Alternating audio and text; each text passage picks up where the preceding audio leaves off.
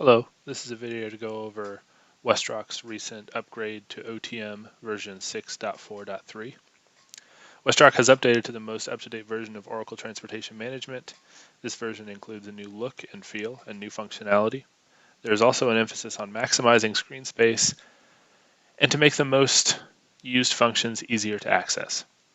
While the screens and actions and functions from our previous version remain, the layout and look is a little bit different. Columns on results pages may have adjusted with the upgrade as well. If the sizing is off, please reach out to the OTM team to adjust them.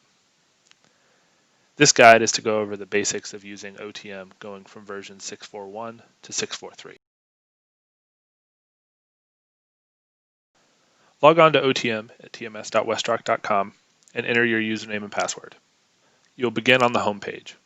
The home page displays the navigator, the springboard, and the unified global header.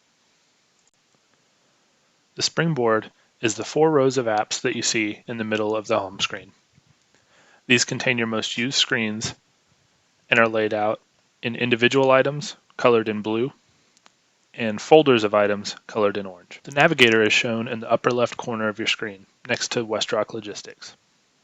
When you click on the navigator, it shows all menus that you have for your user role. This can especially be useful for menu items that are not on the springboard. This includes lesser used menus. The unified global header contains a couple important items, including the home button that returns you to the home screen no matter what menu you're in, as well as your settings and actions menu, which is how you'll log out of OTM.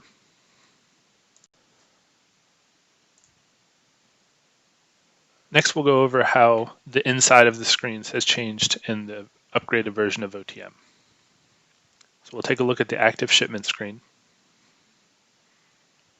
And this is a screen with shipments that have been accepted but have not delivered yet. So they're considered active. They're either not picked up yet or in transit. You can see the columns are very similar on the screens. They look very similar. The layout of the page is where there's a couple differences. You would still check the box next to any shipments that you want to take action on. The Actions button is in the upper left, and this is where you can see on the active shipment screen you can schedule an appointment, add delay notification, add a shipment event, view tracking events, and view related remarks. You can also see on the toolbar the refresh button. This is how you can rerun a query to show updates that you have made to a shipment.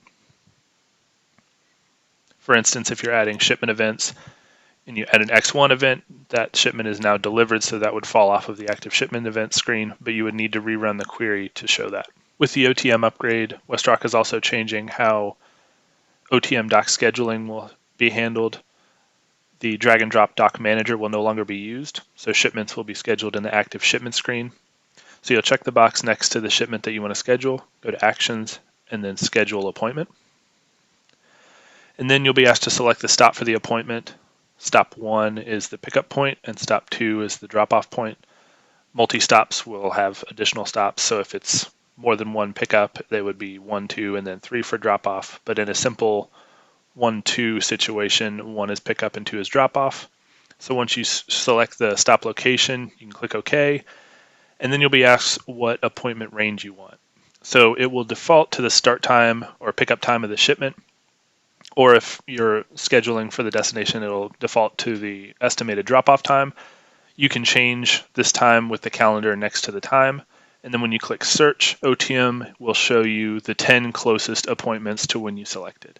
So I selected August 28th at 6 a.m., so there is an appointment at this location for August 28th at 6 a.m.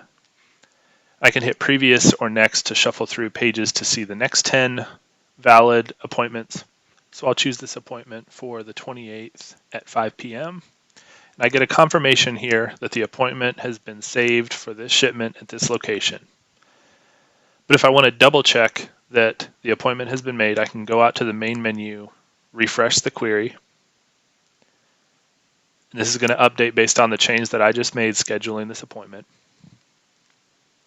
And now on the shipment, if I scroll over to the right, there's a field for the destination appointment and the source appointment. I made this appointment at the source, and I can see here 8/28 at 5 p.m. So now I can confirm right here that that appointment has been successfully made. And this is the location list of WestRock locations that currently require appointments in OTM.